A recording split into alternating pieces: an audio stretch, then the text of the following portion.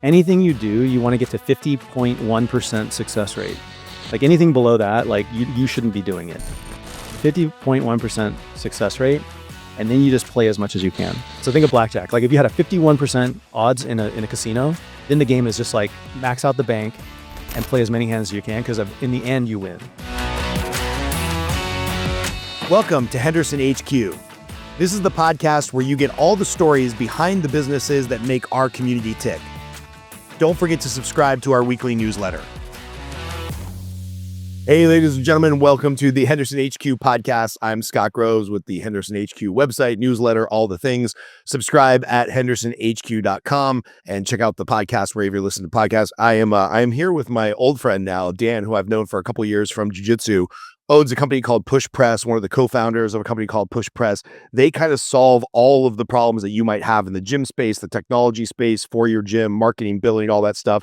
I'm really interested to hear his story about how he started the company, the problems it solves, and yeah, let's just get into it, man. So like, there's a million companies out there that do software, but what does PushPress do, and like, what problems does this solve for gyms? Yeah, I mean, we're basically solving all the problems around the small gym ownership space. So you know it, like Casey, who was on the show, single owner operator, is doing it for the passion of jiu-jitsu. Didn't grow up going to MBA school and learning digital marketing and all this other stuff. So it's basically like trying to help these single owner operators who are really passionate about the fitness or the training mechanisms that they provide the community with the tools to be able to run their business easier, faster, more efficiently, without having to hire a whole bunch of help.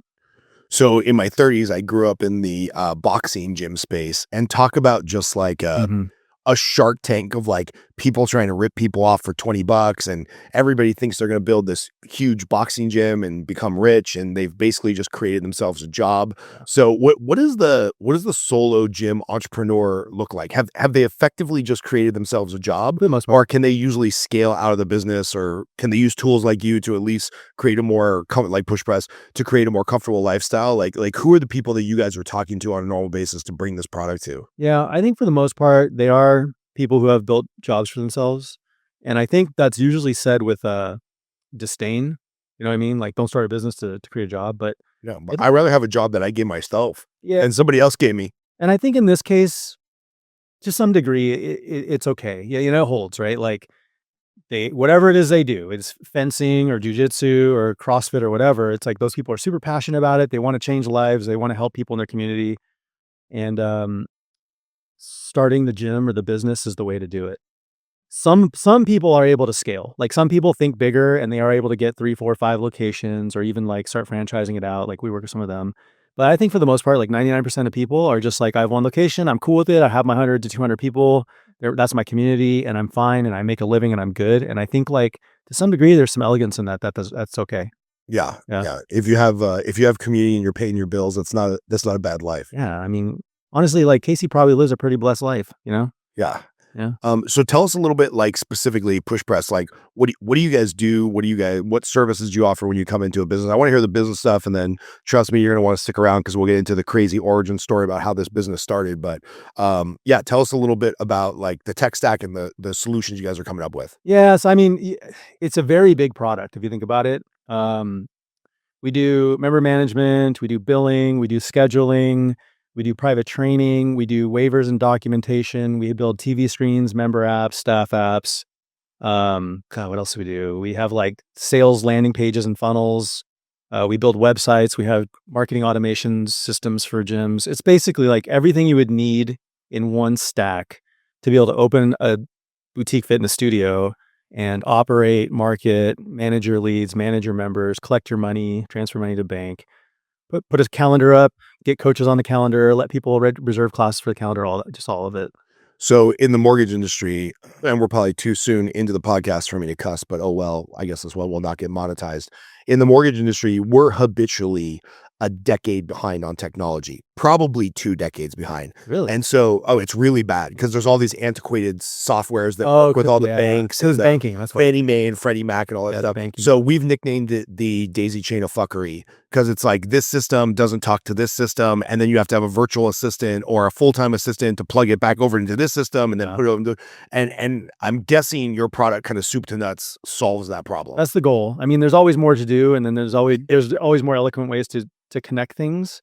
But yeah, that is the holy grail promised land that every gym owner wants. They want less things to log into, less apps on their phone to manage, like less, right? So less is more in this space, probably in your space too.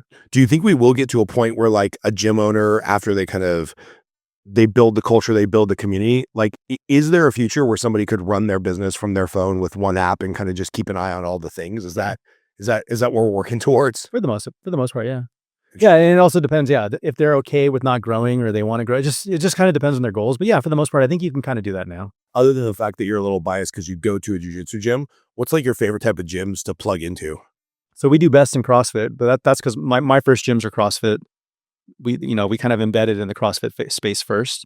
Yeah, jujitsu, martial arts we do good in. We're starting to do pretty good in the yoga and Pilates space. So it's kind of pretty wide in terms of like anything that's the way I classify it is anything that's like coach led community fitness. We can kind of plug into. Nice. Yeah, And how long has the company been around? 14 years. 14 years. Yeah, Wait, how old are you? 50. Oh, you look good for 50, man. I feel like I look like I'm 70. No, that's how you and I feel when we get off the mat in the morning. But yeah, but all joking aside, do you remember when we were young, like really young, like maybe, I don't know, not even 10 yet? 50 was like ancient. Like my grandfather, when he was 50, pot belly, could barely get off the couch, smoked 2 packs a day. Like he was legitimately on death's doorstep. And now I'm looking at guys like you or me or Casey, and I'm like, oh no, 50, like I still want to be just like still working out every day and still growing and still learning. I think I actually have thought about this quite a bit because I think we grew up, me, you, and Casey, in an era where like muscle and fitness magazines started coming out. Like people started caring about fitness in a mainstream way, and there was like a pop culture thing. But I was thinking about my parents. It's like there was no fitness, there was barely any gyms, there was no one cared about nutrition. Like there was Right. no education about any of this stuff. So and the thing about like our kids is like they're growing up in a even more so, you know what I mean? Yeah. Like peptides already like how soon until there's peptides for teens, you know what I mean? Right. They're like turning into super jocks. But yeah, like I think our generation was the first generation that actually benefited from like, oh, maybe the food pyramid's wrong. Right. Or things like that. So Yeah, I remember my grandmother watching. To me, this was the first influencer was like sweating to the oldies with like Richard Simmons, like, okay, old people, you got to start moving your body or you're going to die. Unfortunately, they all did. They died much younger than they could have. But I remember at a very young age being like, oh, like fitness is a thing. Like you could do like a video training or whatever. And then I remember when I got out of the army, I was packing on weight fast because I wasn't running like 5 or 6 miles every morning.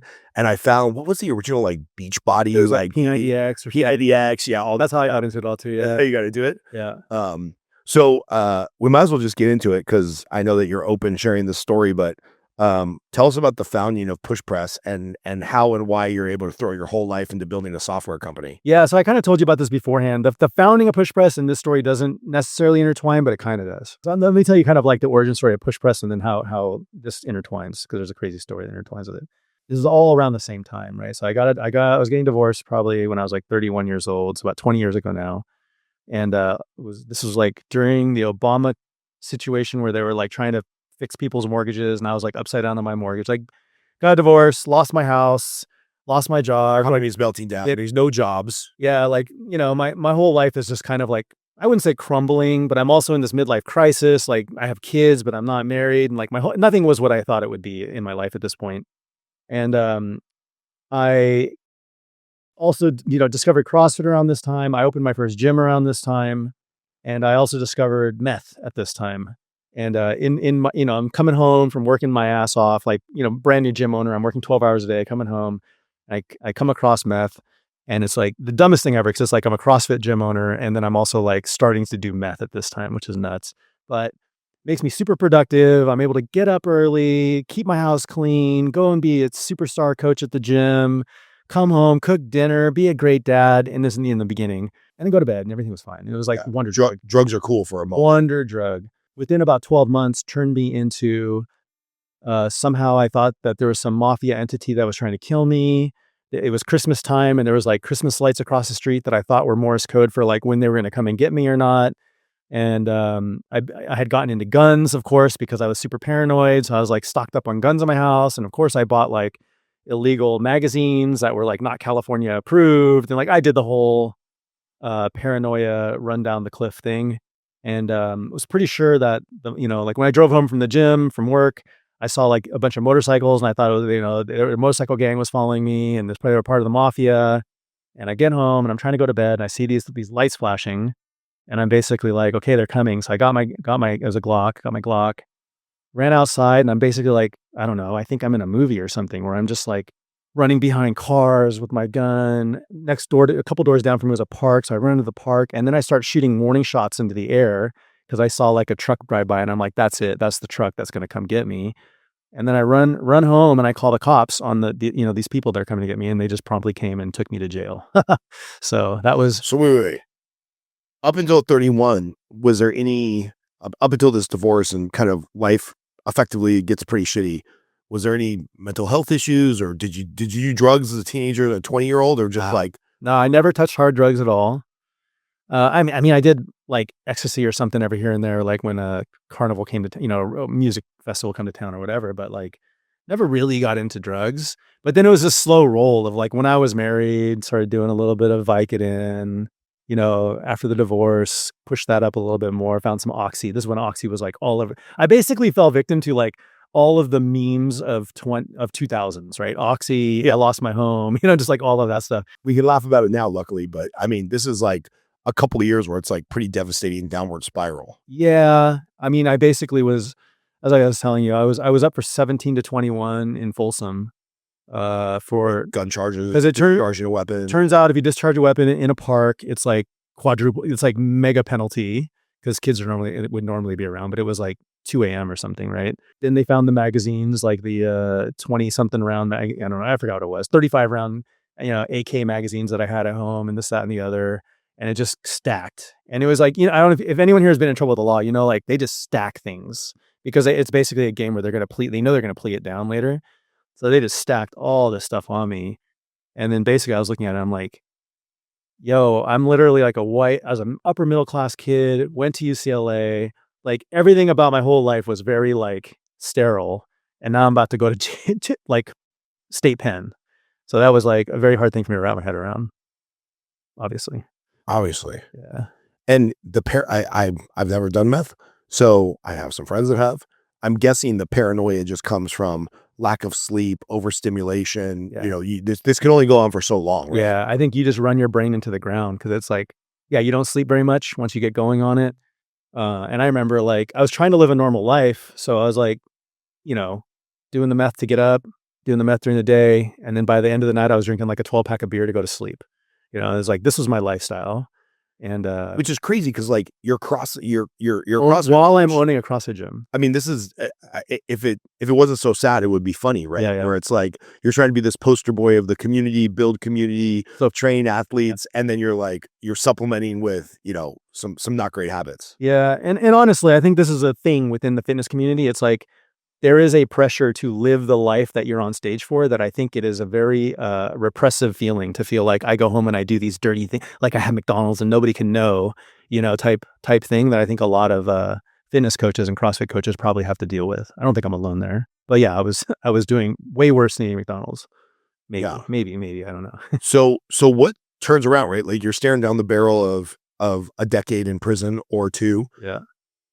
And Yeah. how does it get turned around? So, I mean, again, upper middle class family. My parents were basically like at the point where they were like, "Yo, you need to figure out life," because I'm the type of person who will keep riding something as far as I can. So it was like, got arrested as a high schooler for like mouthing off the police, and then got a DUI. It's like I had this progressively worse, doing worse stuff. So there were some signs before I never fit in, and I think as part of being an entrepreneur is like I've never just been cool with abiding. Like whenever there's a law, I'm like, okay, let's think about that. Is that even like I don't play by rules very well, I guess. Never have.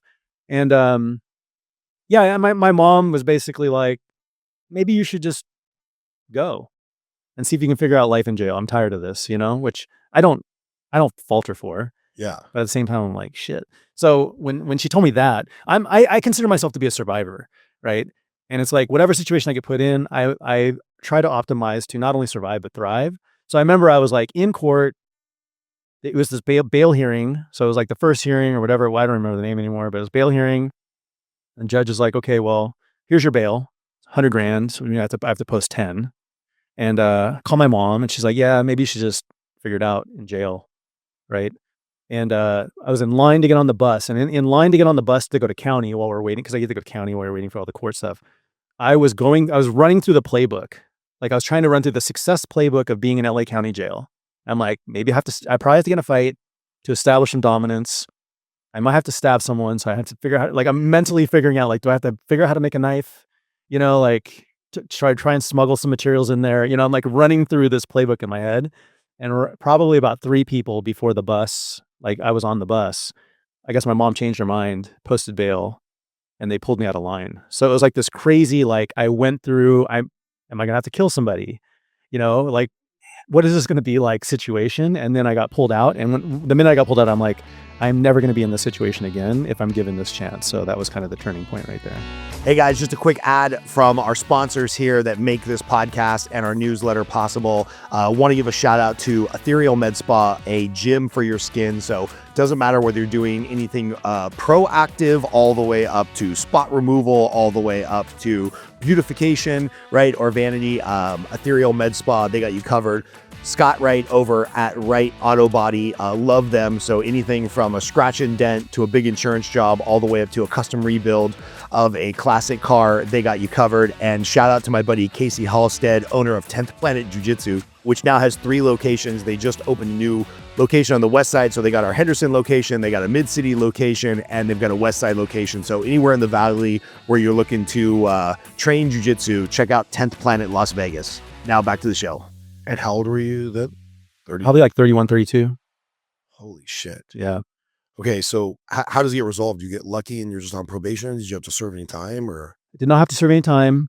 And I think like I'll be the first person to say, like, if I was not upper middle class, if I was not Asian, if I wasn't educated, knew how to speak, if I wasn't able to afford a lawyer, like I had so many things that, like, if I didn't have that one thing, I would have been toast. You know what I mean? If you were just some poor kid from the inner city. Yeah. Or like even a parent who can come up with 10 grand in an hour, right? Like, yeah, I would have been toast. So yeah. So the judge, but you are a felon, right?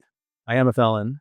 Yeah. Or It's been expunged. Yeah. Been expunged, but it's still like on my record to some degree. Like I can't get global entry because of it. So yeah, the judge was just basically like, oh no, my lawyer was like, oh, I know this judge. And this is how I learned about the legal system is kind of screwed, right? It's like the lawyer's like, oh, I play golf with the prosecutor and he's willing to work with us. And like, I'll just talk to him when we play golf. And my wife is buddies with the judge's wife. So he likes this one recovery center. So if you enroll in that before our next meeting, you're guaranteed to get out because he loves them. And they even like supported his campaign or whatever it is, right? Like, I got all the inside playbooks. I'm like, cool. Went down there. My parents were able to like pony up the money for the down payment on the recovery system. So again, it's just like right place, like right circumstance for me. And that I have to recognize, like, not everyone gets. Enrolled in this outpatient process that the judge was like in bed with or cool with. Whatever, yeah. Yeah. Showed up at the next hearing, just told him like, hey, you know what? Like, I've already enrolled. I've already gone for 10 days. I got a printout from my people. And I had already mentally decided, like, I'm done with this whole life. I came too close to the sun here. And so I bought all the way in, got sober, did all the stuff I had to do. Because of all those circumstances, the judge is like, no jail time, 3 years probation.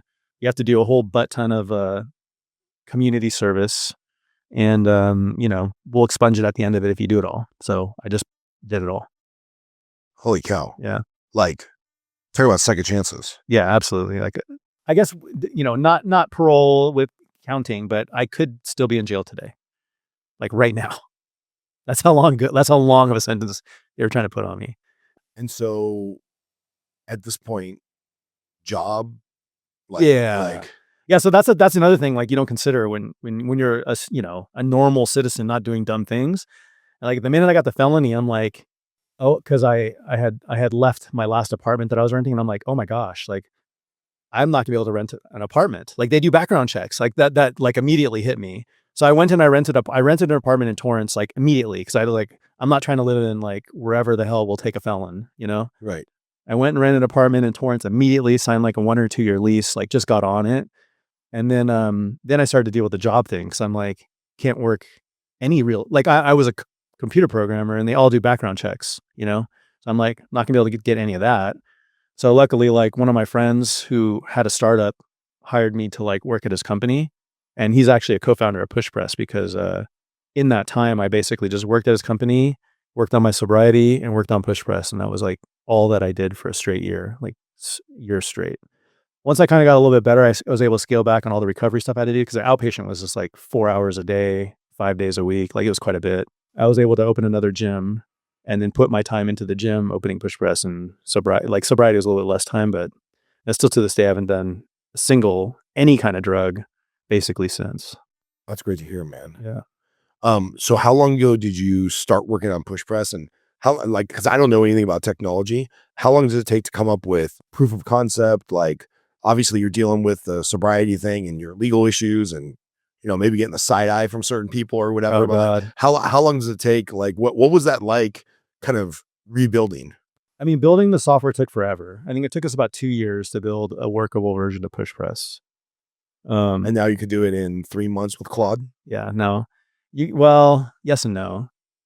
I've actually tried to rebuild push press in Claude just as an experiment to see, like, how much do I have to be afraid of this? Yeah. And I use Claude probably 14 hours a day. Like, I use it a lot, and I don't think it's possible right now in any reasonable I mean, I guess if you devoted if you spent a lot of time really working on it and you knew the ins and outs of, like, the software, like, the gym industry, and you knew a lot of things, you might be able to get it done in, like, 90 days, Right.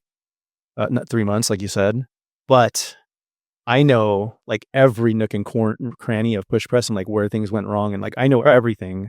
So I think, like, there's something to it where it's not as easy as people think, and there's gonna like, I already know it. Like, you're gonna see a whole bunch of AI software come out, and then it's gonna That be doesn't work. well, it'll be kind of, like, surface fine for a year or 2, but the minute they have to keep building and, like, adding on to it and working with it, if they don't know engineering really, really well, it will fall apart, and it will hurt all the gyms that move to the AI software, which is gonna suck. At some point, 5, 10 years from now, who some company, Anthropic or whatever, will do a post-mortem and they'll be like, yes, 95% of all AI software projects got to 90% complete and never implemented. I mean, this is the conversation I've had with Mike Lady a lot, and I don't even understand any of the jargon you guys are talking about. He's like, yeah, unless you have like enterprise development experience, it's not just easy to, open the Claude code and like figure stuff out because shit breaks behind the scenes all the time. It's And it looks so fancy up front that you don't realize it. Like,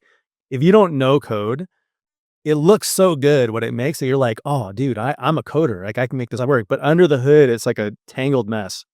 And, that's where the ticking time bomb lies. And, like, that's the only thing that worries me is, like, we're gonna see a whole bunch of new gym software come up. It's fine. Some gyms and they're gonna compete on price because they have no other way to compete, and gyms are gonna get bought into it, and they're gonna be like, "Oh, shit, I can get software for, like, $20 a month. I'm gonna do it." And then, like, 18 months from now, the whole thing's gonna implode, and there's some hacker's gonna hack the whole system, or the billing's gonna go haywire. Like, something's gonna happen, and all of their clients are gonna be like, "I wish I didn't do that just to save $100 a month." right. Yeah. Yeah, something we're gonna hear something. I just know it's coming, right? There's gonna be a big CNN news story about somebody used a Claude code to connect Stripe at a large company. Somebody was able to backdoor it, and all of a sudden now, 10,000 people's credit cards got ripped off. I mean, it happened with Target, and I'm sure they have a Yeah. pretty robust software team. So if you're Yeah. if you're just writing your own code, you got a rough time ahead. I'm super yeah, so, like, I tell some other people jokingly, but I'm like, right now is the time to either be an AI engineer or a hacker. Like, there's gotta be so much, like, really bad software to just start hacking into right now. Oh, it's pretty hilarious. So I have this.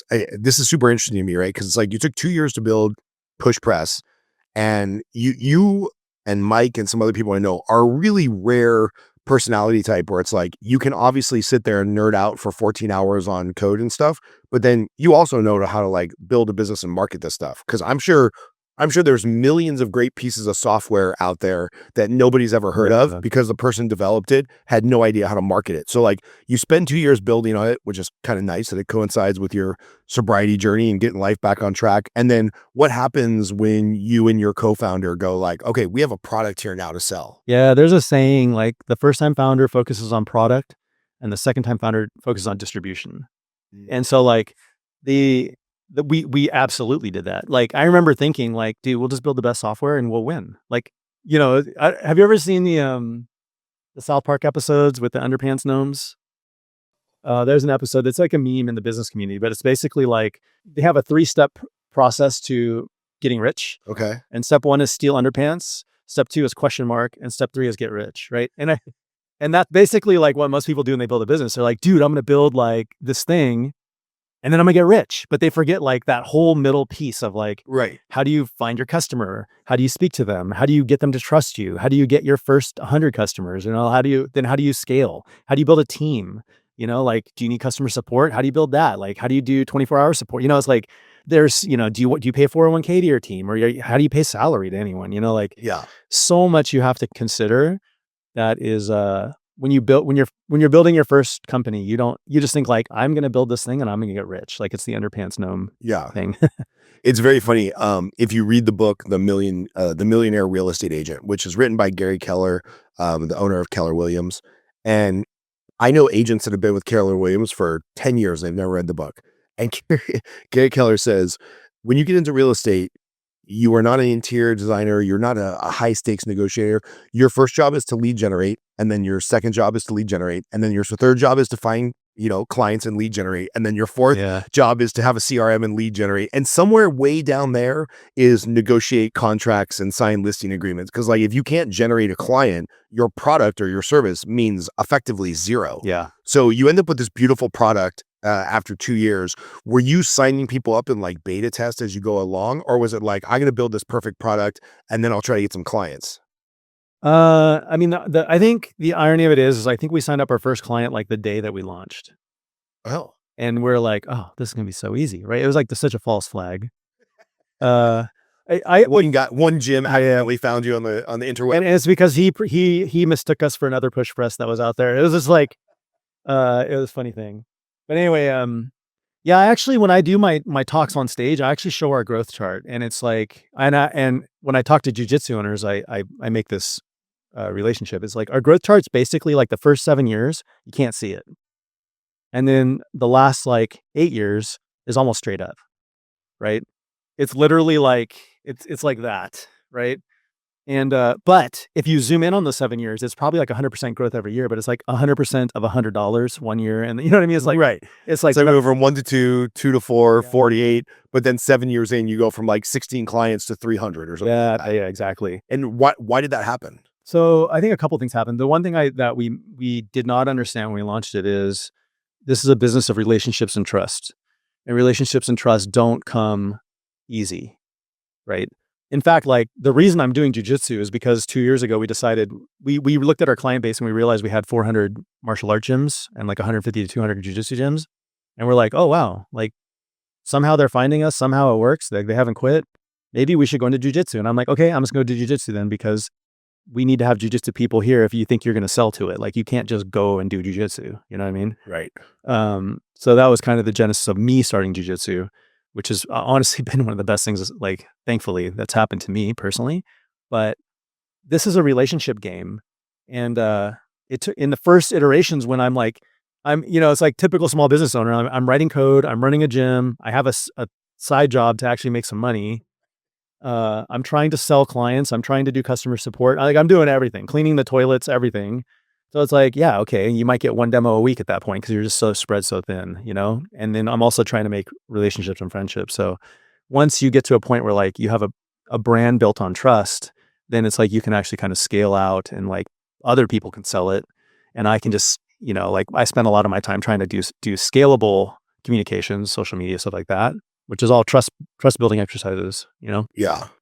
And what's crazy is because you started this 17 years ago, 14 years ago, like social media was there, but it wasn't anywhere near the behemoth it is now, right? So it's like you've probably seen this change from like people find you on the internet to you do email marketing to you do social media to now you do AI or whatever. Like, what has that evolution been like? Like, probably just when you're getting your sea legs for this type of marketing, it's like, oh well, shit. Now there's this new thing There, here. I think like anything else, it's basically this progression from unscalable and like basically like I would go on Facebook and I would like try to find someone to talk to or try and like there was like gym owner groups. I'd like try and find a thread I can talk to or go on Reddit and try and find something.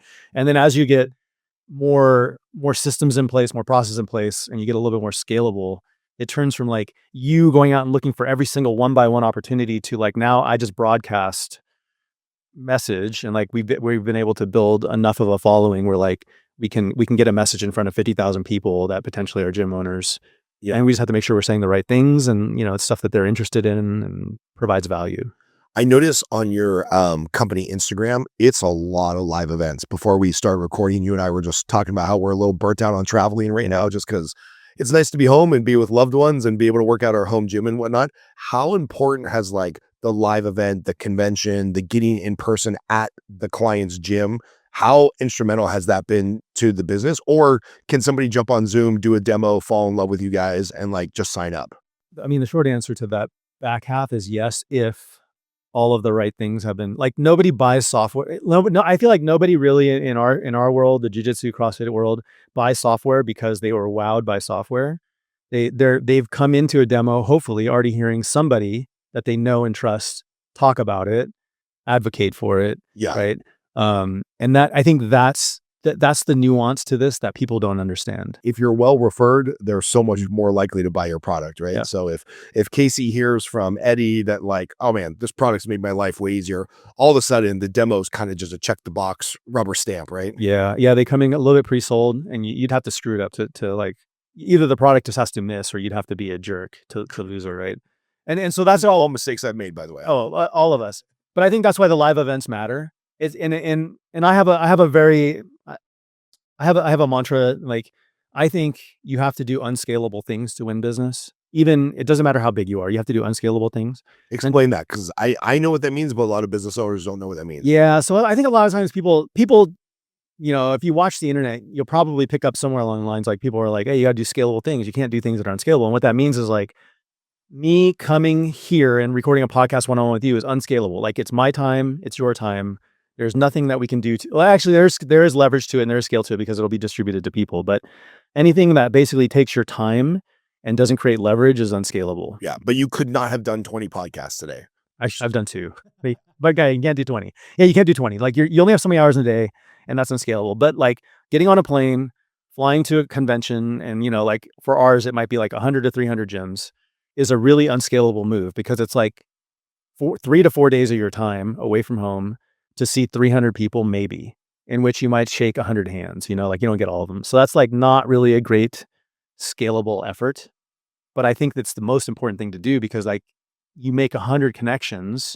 If you think of your time as scalable, but it's like if you can impress 100 people to the point where those 100 people will talk to 3 people and, and then you create this ripple wave effect, that's where you have to be very intentful about why you're doing what you're doing. And so like, I think the mistake a lot of like even my competitors seem to do is like they'll fly in, they'll give a speech, they'll bounce out. Yeah. And they're not taking the time to like connect with people. And whereas our mantra is like, we fly in early, we help the organizer set up, we help serve food to people, like we're there of service of everyone because like it's all a stage. Like, and we want everyone to see like we're here in service of this industry, even if it means like we're serving food. Yeah. At someone else's convention, Dude, you are so speaking my language, because the typical mortgage real estate sales coaching is you go for 3 days and it's 17 back-to-back keynote speakers that are all trying to sell you something. Oh God. And they walk up on stage, they do their thing, they walk off stage, and nobody gets time with them. When we designed our coaching program, I was like, if you are going to come to my event as either a vendor or speaker, whatever, you're not going to have a booth. You're not going to have a keynote. You're going to be in the room the whole full 3 days doing breakout sessions and one-on-one peer coaching and paired interviews and whatnot, because that's the only way that you can grow business is if you're building trust with the people. And sure enough, the few vendors I do let come, they're like, oh yeah, we sign up a ton of people for like the services we offer. I'm like, yeah, it's because they trust you and you are like Yeah. in the trenches with them doing the coaching versus if you get up on stage, like nobody wants your damn QR code anymore. That's the other mistake I see people make is they get on stage and they low key pitch their product, or maybe not even low key, where like whenever I get on stage, it's just 100% give to the people, even to the point where like I get confused. People coming up to me after being like, "Can you tell me more about PushPress? Like, I don't understand. What do you do?" Like, and I'm like, well, "I'm not really here for that. Like, I'm here to help you. But if you want to talk, we can talk." So Yeah. yeah, What's the next evolution for the business? Is it more scale, more product development, bigger team, all the above? fuck Like, no, I could never want a bigger team. Man, where are the team now? I think like 110. You have 110 employees right now? Yeah, and it's That's a lot. the another learning curve. So like I think when a lot of people start a business, it's like you have all these like fantasies, like what things you've been told, and like I think a lot of people are just like, oh, make a lot of money or raise money, and then I'm gonna scale to 500,000 people, and I'm like, oh. What I realized, like when we went from like 30 to 100, every person you add becomes an exponential problem. And I don't mean like not everyone's a problem, but like here's an example, It's like like complexity, baby. yeah, exactly. So like at 100 people, when you add one person on top of 100, you have 101 potential problems and ego conflicts and someone that doesn't want to get along with someone or a pervy person who does something weird you know what I mean? Like one person adds 101 problems. One person on top of that adds 102. So it's like every person you add, it's just like you could add 10,000 problems by adding 100 people on top of 100. Yeah. And you don't realize that until you start seeing all of the messes that people make when they start like, "Oh, I don't want to work with him because he's a jerk to me," or they looked at me weird, so like fuck them, like so Well, and what's weird, like kind of like the military, you can go all the way up to the pyramid of a 500,000 person military.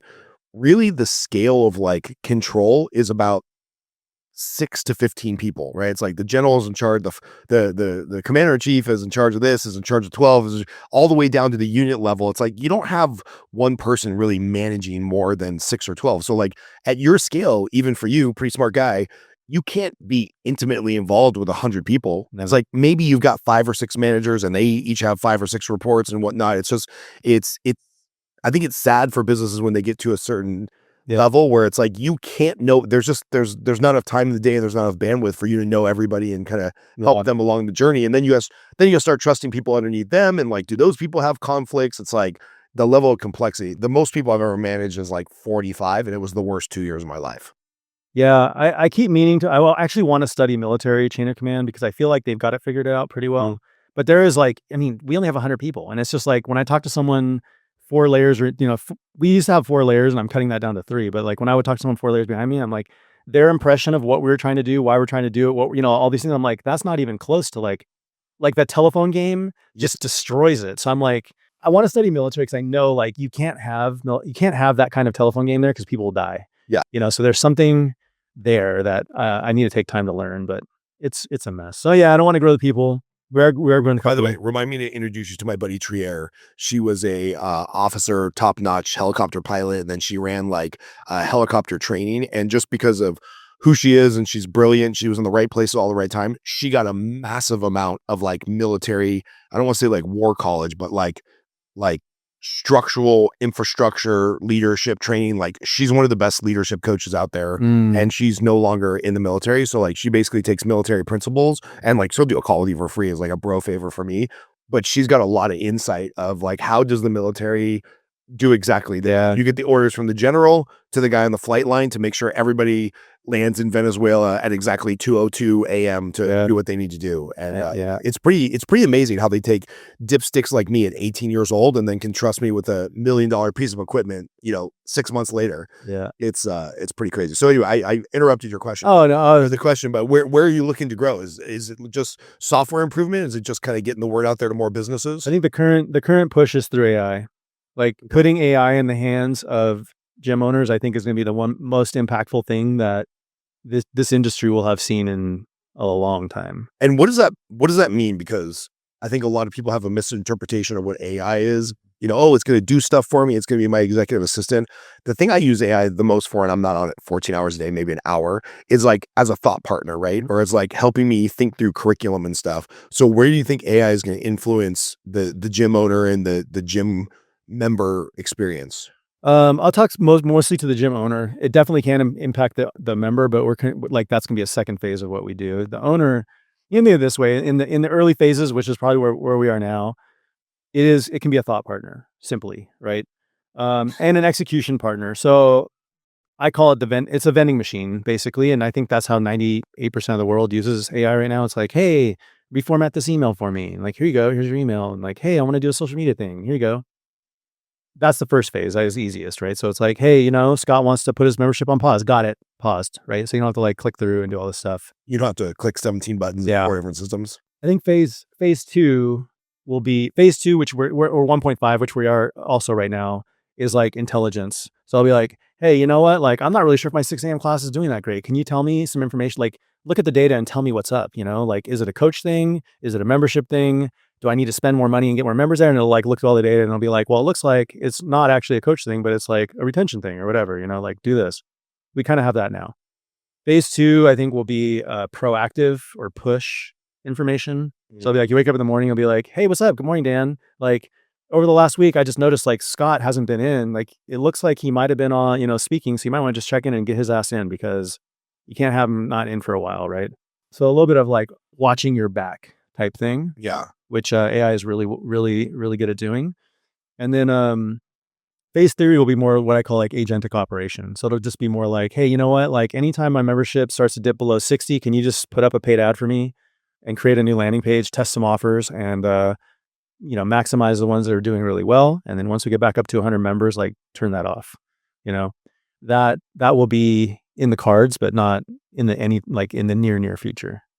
That's wild. Yeah. Yeah. It's crazy to me that we're in the world of AI and I can't find a reliable software that will take attendance for me on Zoom and just give me a report of, hey, Scott, here's your most engaged coaching clients. Here's your coaching clients that are at risk. Here's people you need to call on Friday because they weren't on all last week. And there's a realistic chance for churn. And it's like, I've tried everything. Really? I've tried plugins. I'm going to have you or Mike or somebody just build me like a Claude agent. Cause like nobody's quite figured out this simple thing of like, I have a standing Zoom meeting. I have, 108 people signed up. Just give me attendance and give me a Friday report, green, yellow, or red. So I know who's at risk of like dropping out. And I would love somebody to develop that. So Mike, I feel like pretty doable. Yeah. yeah, it seems pretty easy, right? Yeah. I mean, I don't know the ins and outs of Zoom, but it seems like you should be able to get transcripts, or I don't know if it can understand voice. No, but there's an attendance thing. Are they engaging in the Zoom, or is it they just show up? They just show up on my daily calls. They just show up, and this has got to be doable. I mean, there's like everything's doable, I'm but sure like nobody's done it yet. What's on the docket like this year? So what is the end of 2026, second half of 2026 look like for Dan and PushPress? So we're rebuilding our marketing suite. We're kind of refactoring everything around this idea that PushPress will now come with 5 AI assistants. So the marketing suite, which we call Grow today, will become like your marketing assistant, and that will be like a unified inbox. It will be, website integration. It will be, ideally, if we can get to it, it'll be like you've seen like Go High Level or some of these things, right? Where if you build out this crazy workflow, it's like, for gym owners, honestly, they look at it and they're like, oh my God, it's too much. Right. But my vision is like, you should be able to vibe code a workflow. And it should be as simple as like, hey man, when someone enters my lead funnel, like get them to come to the gym. Right. Like that's it. Like, where are all the steps? Yeah. Like, yeah, forget it all. Just like, it doesn't matter. Like read the room. If they're being a little weird about it, like back off. If they're showing a lot of interest, get them in the gym, like if they went cold, re-engage them. Like AI can figure all that out. Just like, just lead, get them in the gym. Simple as that, and if they show these signs, get them out of the funnel, just clean it up. Yeah. Like that's how I see workflows becoming. Like, I don't want a 18 step, if this, then that else, and check time zones and all this other stuff. It's like AI should just know how to handle it. So we're going to be building that. We're leaning into like, we have this thing called Coach Assistant, which is like an AI tool that kind of like reads inference that it can get from your members. And when they check into class, it's like, hey, Scott hasn't been in 5 days, check in to see how he's doing. Or Dan looks like Dan had a meniscus tear. So like, make sure he's cool. So like every person in your gym feels a little bit more like they're taken care of. Right. Yeah. We're going to double down on that. the AI assistant we're working pretty hard on, and then we're just like they're refactoring out all my old code from 13 years ago now. So it's like one by one they're getting rid of all my legacy code. It's all going to be gone. Is that like losing your kid to college? Is it a little hard to see? In some ways, yes, but like the stuff that they're doing is like so massively better. Like when I use it, I'm like, oh my God, this is so much better than my stuff. So thank God we're doing it. Yeah, well, things have moved on a little bit since you read the original code 13, 15 years ago. Yeah. Yeah. It's like literally some of my pages, like you'll click on it. And now I'm used to all the fast stuff that they're doing, and I'll click on something and I'm like, what's going on? And I'll just like keep clicking. And then I realize like, oh, it just takes like 13 seconds to load my page. And their one loads in like 800 milliseconds. So There's a crazy journey from where you were to 100 employees and a massively successful company. Like give us a couple top Dan lessons, successes, failures in the business. Lessons or successes and failures? All the above. I'm gonna go with lessons. They seem to all work together. Yeah. I think so. So here's a couple like Danisms, I guess, is for one, the people who are curious and relentless are rewarded, right? So, and honestly, you know what I love about jujitsu is everything I've learned about business for the most part translates directly to the mat. You know, like curious and relentless is somebody who will get good at jujitsu. Like you want to figure new things out. You're willing to fucking like eat it for a while. You know, you're not going to let a bad day get you down, right? Like that's business. Like, and honestly, in business, it's like in hindsight, our first 5 years were just survival. It was like white belt land. You know what I mean? Like, just don't die, right? Like that. Just show up the next day. Like that's all the first 5 years of our business was. And like, there's some period in the beginning of everyone's entrepreneurship journey. You probably relate to this. Is like in the beginning, it's like. In the beginning, you don't know what you don't know. You don't know anything. And you're just like, I'm just gonna get up today and just keep writing code. I don't know, like whatever. And then there's the blue belt phase where it's like you get a little bit of success and you're like, oh, I'm fucking hot shit. Right. And then you start to realize like you're not that hot shit. Right. And then once you kind of graduate past that, you're like, okay, I don't know what I don't know. And I know I'm not that good. So, but you can keep being relentless and curious. Yeah. But that's where black belts are. Every black belt I talk to, you're like, I don't know anything. Right. Like, and you talk to like some blue belts and they're like, oh, I'm so good. Like I just learned this like this role, whatever, So it's so funny. I can definitely relate because we relaunched the price point and the program offering of my sales coaching business 3 times in the first 3 years. And so I was like, oh, I'm not getting it right. I don't have a good model match. Oh, wait, I'm charging too little. Oh, I'm charging too much. It's like you just trying to survive. Yes. And if I didn't have a quote unquote real job when I was building the coaching business would not exist. Yeah. Here's another one. So it's like, I actually just did a reel about this. I think a lot of people confuse success with perfection, right? And so there's this concept that I adhere very strictly to, which is like anything you do, you want to get to 50.1% success rate. Like anything below that, like you shouldn't be doing it. 50.1% success rate, and then you just play as much as you can. You play the game as much as you can. So think of blackjack. Like if you had a 51% odds in a casino, then the game is just like max out the bank and play as many hands as you can because in the end you win. So I think a lot of people get stuck on like, oh, it's only 51%. But I'm like, no, dude, like you should be betting as many hands as you can as fast as you can at 51% once you get there. But until you're at 50%, you're betting slow and you're figuring out the game and you're trying to figure out like how do you get to 51. And once you get to 51, you bet as much as you can and you're trying to get 52 and then 55, right? And it's all about speed of turns, right? And that's why speed wins in business once you know what you're doing. Yeah, because I think if you told the average person like, hey, if you were guaranteed to return $51 on a Facebook ad spend by investing 50, they'd be like, oh, well, I heard about this guy that did this, and I want a 5x. I gotta fine tune my ad, and what if this, and I want a 5x return on my Facebook ad. It's like, dude, if you know you're making $1, just spend the money and then iterate along the way, right? Yeah, and then work it up to 70% over time, right? But like once you're at 51%, flood the game and put on your learning hat, right? That's the key, is you have to learn to get better. That's an interesting one, I think, because I think a lot of people like they want to win. They want to pull a slot machine and win 5x. Right. But it's like Vegas is here because of 50.5%. Yeah. That's our whole city is here. All right. So last couple questions here. Why Henderson? Why'd you end up out here? You were a California transplant like me. Yeah. What brought you to Henderson? Henderson specifically was just luck. Like I was. Like a lot of people move out of California because of politics, move out of California because of taxes and all this other stuff. The funny thing is, I personally, like, I haven't even really told the story, but I just watched this movie that reminded me. I moved out of California because of fires. Oh, Like I just got sick of like so many fires clogging up the air. Like that was a reason. That was a major reason. It was like there was this era between like I don't know 2016 and 2020 where it was like every summer there was like crazy fires, and I just got tired of that. And so we were thinking like, hey, let's move to Kansas. Like, what if we move to Guatemala? Like, it was just like, hey, if we're gonna move, like, world's sky world liberty, yeah, it was the world. But then what I didn't realize, like, my wife is Hispanic, and like Hispanic families are thick, and so she's like, yeah, but like, how am I gonna see my family if we go to Kansas? Like, I have to get on a plane, like, and go all the way back. And then I was like, well, if we don't like it, like, we just rent a van and just drive back. And I'm like, but from Kansas is kind of a pain. So we're like, let's just go to Vegas. It's like 4 hours away. This is exactly my story, by the way. Just keep talking. This is the exact same thing. Yeah. So we're just like, let's just go to Vegas. Like, let's just try it. Right. And if it sucks, just break a lease, rent a van, go back home. No big deal. Yeah.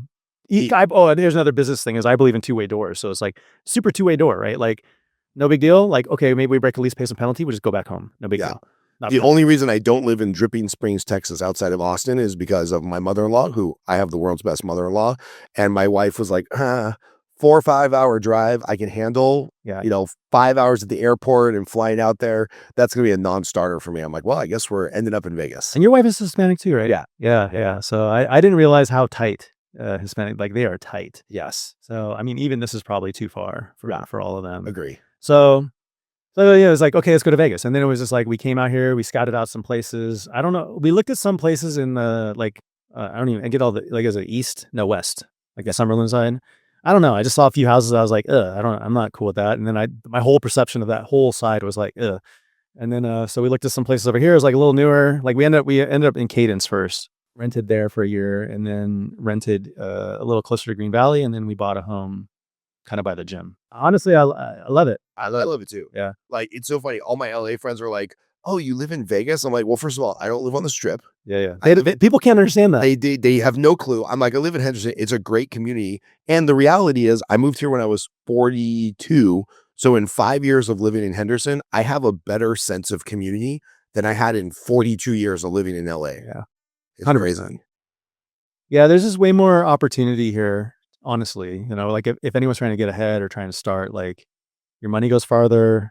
It's just the opportunity here is just so much better. And I feel with like people like you moving here, we're getting a much better entrepreneurial ecosystem in Vegas. And I know that started with Zappos, and there's a lot of kind of tech adjacent that's moving up here.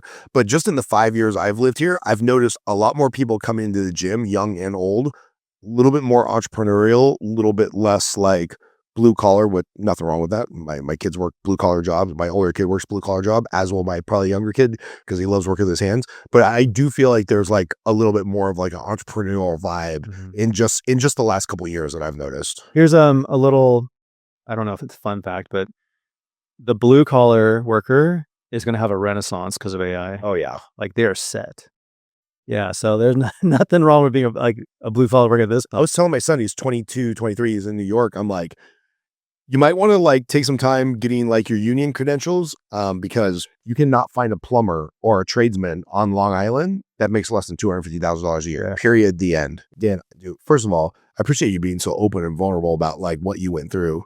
Congratulations on PushPress. I didn't know till today that it was a 100-person company and so big. So congratulations on this success, man. And what's the easiest way for people to find you if they're gym owners, they want to get in touch, they want to do a demo with Dan about PushPress, although I'm sure you have a team for that. Yeah, I do. The look in your eyes of like, I don't do demos anymore. I'm just messing with you. But how do people get in touch? Just pushpress.com? For gym software, yeah. I mean, I imagine your audience is less gym owners. Yeah. If this is a gym owner, that's great. But like, I actually love just connecting with entrepreneurs in general, right? Which I think Henderson HQ is probably pretty connected into. So like, I will, like on Instagram, I'm Danielson, like the Karate Kid Danielson. Nice. So yeah, anyone out there who owns a business who wants to connect, like I would love to. Like I love creation, and all of business is creation. I'm going to get a dinner on the books for a bunch of us because I know some people that you need to meet. Mike, oh, yeah, that'd be cool. So yeah, we'll make it happen, man. Thanks for coming in. Cool, brother. Appreciate you, and we'll fight on Monday morning. I'm not looking forward to that. Thanks. Hey, it's Scott Groves with the Henderson HQ podcast. I hope you got something out of that episode. If you enjoyed it, please don't forget to like, comment, and subscribe to the podcast. It really helps the show grow. And by the way, if you are a business owner or you know a business owner who has an interesting product, service, or just an interesting backstory, please get in touch with us. Email us at thehendersonhq@gmail.com. We would love to interview you because that's what this show is all about. It's about building community, supporting local, individually owned businesses, and just making Henderson a great place to live. And don't forget, go to hendersonhq.com and make sure you sign up for our newsletter. We send out a once-a-week newsletter, no spam, about the most interesting local businesses, hotspots, restaurants, community events. Thanks for watching the show. Really appreciate you.